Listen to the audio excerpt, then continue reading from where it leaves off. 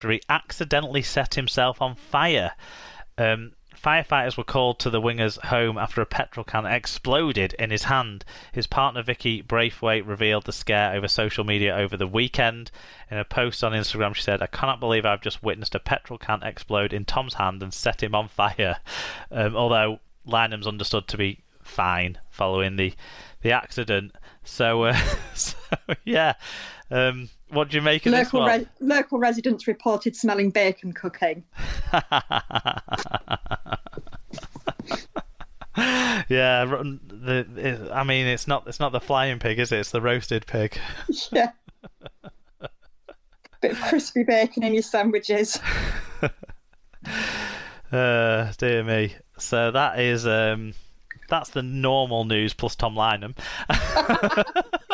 If it's going to be anyone, it was going to be Tom Lynham, really. He'd be a high level candidate, wouldn't he, for that sort of silly story coming out? Do you want to tell us about so now we'll sort of go through the last week. Do you want to start us off with the 9th of June? Yeah, so this week in coronavirus, 9th of June, the Featherstone chairman, Mark Campbell, issued a statement criticising delays to plans to get the championship season back underway. Campbell believes that the RFL must act quickly to give the game the best chance possible of resuming the season. Yes, I agree with him, but on the other hand, equally, we've got to make sure it starts in the right way. Yeah, we've basically got Featherstone and Lee who've put a lot into trying to get promotion. Guess what, guys? You can't both get promoted. So one of you is going to be disappointed. Yeah, you say well. Go on. What did the other championship mouthpiece have to say this week? Oh, that's not the next piece of news. That's not till later on in the week. I don't think I put it in because I couldn't actually find a write-up of it online. But do you want me to make it up then? I think it works in with Mark Campbell, isn't it? This is kind of why Mark Campbell came out saying it was because the week before Derek Beaumont had said something criticising them being too slow and the working group for the championship not looking at the interests of the people in the championship who want to look at their own interests. Yeah, but Derek Beaumont's also suggested a 16-team Super League, which might just so happen to feature Featherstone and Lee. This season. For the rest of this season, yeah.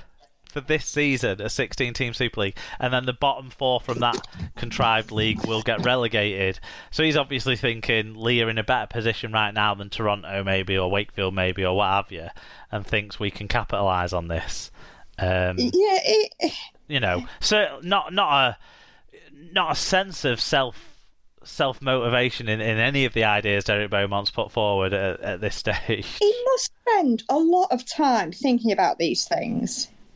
I don't think he spends a lot of time thinking about them. I think he spends a lot of time coming up with ideas. I don't think any of them are that well thought through. Yeah, but I mean, that is a lot of, there's a lot of suggestions coming out of Lee. Yeah. He must. I'm not saying they're well thought through, but he's coming out with a new suggestion at least every week. Yeah, and being serious on that, do you think actually all these ideas, all these not thought through ideas, doesn't that add to the complexity of the job that the working group of clubs is having to deal with if it's having to bat off these suggestions all the time rather than working through what's best for all of the clubs at the Championship League and League One level when you put them up, when you aggregate them together?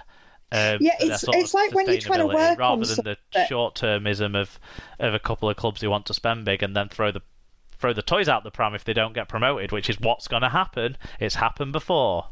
It's like when you're trying to work on something and somebody pops and goes, "Oh, by the way, do you think you could print that in green ink rather than black ink?" And you're like, "Yeah, all right, just let me get it finished." And then somebody else popping up again, "I was thinking double spacing is the way forward." "Yeah, all right, just let me get this finished first." And but what font are we using? Can we try a few different fonts? Yeah. You're right. You're totally right. And can we have the pictures embedded in the text? It's just stupidity that isn't really needed. It doesn't seem that sort of suggestion doesn't seem constructive, does it? in reality. But I don't think anyone's really wasting their time talking about it other than Derek Beaumont and us. So but can you imagine, right, your phone rings and it's Derek Beaumont again, and you're just like, what is it today, Derek? Yeah. So I've got an idea. Everyone in Super League plays Lee, and whichever team Lee beats, Lee replaces in Super League. That's definitely his next idea, Sarah. You need to like copyright it or just suggest it to him, and then it'll be in the out there. Yeah, but we'll see if the championship clubs can kind of find a unified approach to these things. And I know it'll be frustrating for the people who were wanting to go for promotion this year and that sort of stuff. But like we've said since the start of all of this, there's only one team going to get promoted. So all of them can try to get promoted, but only one of them will. They're not. So there's no guarantees of any of those 14 teams that they get promoted. No. Anyway, we'll see how that pans out. But there was better news on the 9th of June, wasn't there, Sarah? Yes, so also the ARLC approved the continuation of the NRLW for the 2020 season, commencing in September. The announcement comes after the Commission had already approved a standalone women's State of Origin match on November the 13th. The NRLW will remain a 4-team Brisbane Broncos, St George Illawarra, Sydney Roosters and New Zealand Warriors competition in 2020, with the grand final being played on the same day as the NRL grand final on the 25th of October. Yeah, it's a real positive for the women's game, because it did seem like it was kind of being forgotten in everything that was going on in Australia whilst they were pushing for the top level to return, and there was question marks about whether it'd be even be a 4-team team or a 4-team comp or a competition at all. So good to see they've sorted that out. Yeah. On to the 10th of June, New Zealand standoff. Benji Marshall. I mean, this is in the Tom Lynham ranks, isn't it? I was going to say, this is plonker of the highest order, isn't it? Benji Marshall was forced into self-isolation after kissing a television reporter. Marshall, who's the co-captain of the NRL club's West Tigers, broke social distancing protocols by giving a peck on the cheek to Michelle Bishop, a reporter with Australia's Channel 7. The incident happened at a training session in Sydney last Wednesday. Under NRL guidelines, Marshall, who's 35, had to self-isolate at home whilst Bishop had a coronavirus test. So obviously the test was negative, and then it was all fine, but that was the protocol. So before the protocol breach, Marshall had already been dropped for the weekend's NRL match with Canberra, a decision Michael Maguire made after the previous weekend's surprise defeat by the Gold Coast Titans. So it wasn't a very good week for Benji Marshall, all told. We discussed last week, didn't we, with Dom, about, how do you accidentally shake somebody's hand? How do you accidentally kiss somebody? And how did she not think, hang on a minute, he's heading for me, let's move? Yeah, it's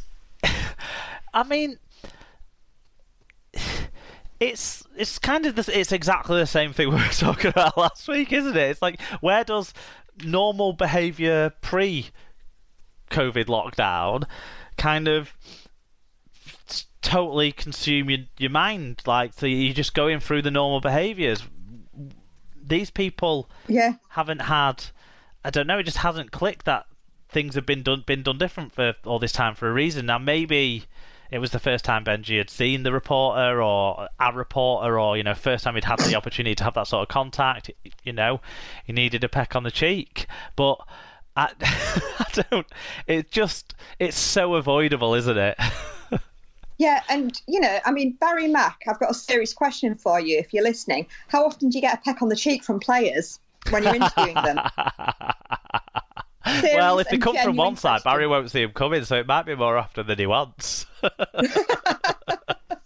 be careful, Barry. Make sure you've got your eye on them the whole time to avoid this sort of thing. I think it's a little bit of a silly story, but at the same time, it's kind of a cautionary story, because we've had it way worse over here, and we're seeing daily that footballers from the Premier League and the Championship are getting positive coronavirus results in their kind of testing, building up to returning to play in the next week or so. So it's sort of, we can laugh it off a bit more that it's happening in Australia, because the pandemic hasn't hit them anywhere near us.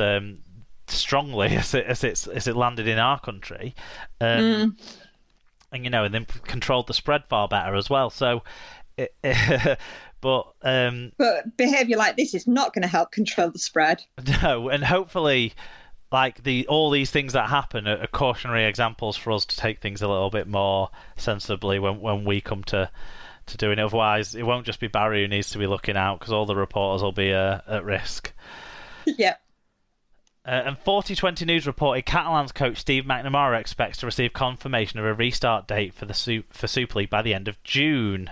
So that's confirmation of the date we'll be restarting rather than actually restarting by that time. The sport, including working parties, are presently assessing the feasibility of 3 proposals. Actually, we can update this to 2 proposals now, can't we?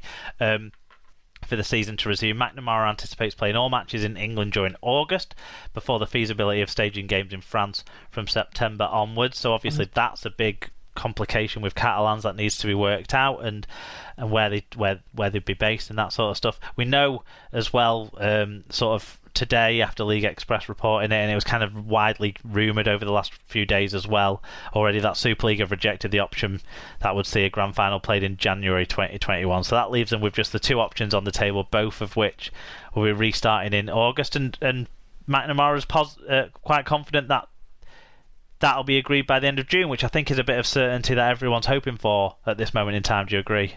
Yeah, I think so.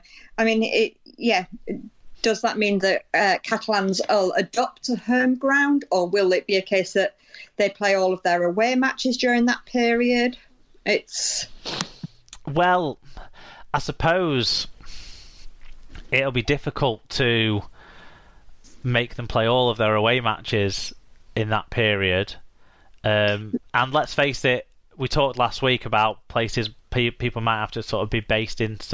We talked about it at some point. Might be based at certain stadiums rather than playing at every ground to make it easier to clean stadiums. So there's going to be an element of, without fans, is there even home advantage, or how huge is home advantage without fans? So I suppose they'll just be dealing with that in the same way everyone else will. But they need it. If anything, we all want a bit of assurance, and the way things are moving in this country, it does feel like mid-August isn't an unreasonable date for resumption and stuff, the way things have been going of late. But we all need some sort of certainty, don't we, around it? But Catalans more so than anyone else, because Toronto, they already know that they won't be playing in Canada this year. That's an even more extreme situation. Yeah. They already know that, but Catalans, they need to understand, so then they can start talking with the French authorities as well to get things together. Then they can start understanding about travel restrictions for the teams. Will the teams be able to be in some sort of travel bubble? That'll mean that they don't have to be quarantined when they come back, and all those sorts of things. Loads to work out. So hopefully end of June seems like a good timescale to me. That gives everyone 3 to 6 weeks to kind of get back into training, and gives everyone a chance to plan for when fixtures will be and where and that sort of stuff. Yeah, and it still gives, there's still 2 weeks before the end of June, isn't there? So it's still time for things to be ironed out and what have you. Yeah. Do you want to give us the big news story, I suppose, from the week that kind of came out for Rugby League in the Northern Hemisphere? Around the sort of rules stuff that was formally confirmed on the 11th of June press release. So on the 11th of June, it was announced that scrums could temporarily be scrapped when Rugby League makes its expected return in the UK in August. Super League clubs have been advised outlawing scrums for the rest of the 2020 may help dramatically reduce the risk of the spread of coronavirus in games. Medical experts told the Rugby Football League's Laws Committee that scrums are responsible for a large proportion of face-to-face interactions in matches.